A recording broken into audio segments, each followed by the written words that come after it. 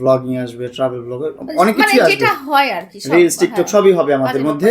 কাজের আমরা যেহেতু এখন প্রফেশনালি কোলাবোরেশন পার্টনার, তারপরে বড় কথা হচ্ছে দর্শকরা আমাদের সাথে দেখতে কেন দেখতে পছন্দ করে।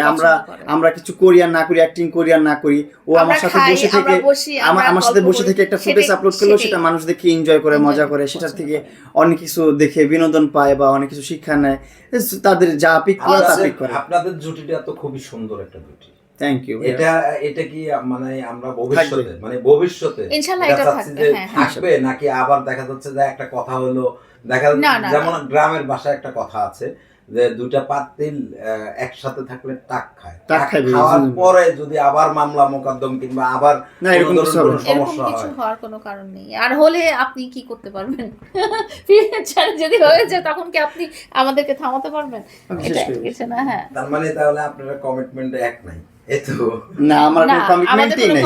এখন ওর মতন আছে, আমি আমার মতন আছি, আর 10টা কন্টেন্ট ক্রিয়েটররা যেমন আছে তাদের মতন আমরা। যেমন ধরেন আমি কয়দিন থেকে ইমনের সাথে ভিডিও করেছি, হ্যাঁ, তো তখন কিন্তু আপনারা কোয়েশ্চেন করেন যে তোমার সাথে কি ইমনের মামুনের মতো মামলা মোকদ্দমা, কারণ আপনি জানেন যে ওর সাথে আমার কোনো পার্সোনাল রিলেশন নাই। সেম এখন মামুনের সাথেও ওরকম, মামুনের সাথে আমার পার্সোনাল কোনো রিলেশন নাই।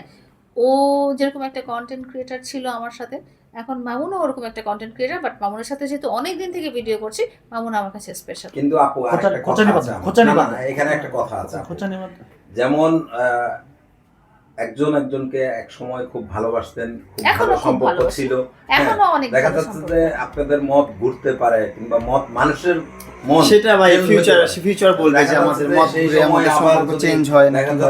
আমি একটা খোঁচানি বাদন একটা নিয়ে শেষ করে দিই, রাইট হয়ে গেছে।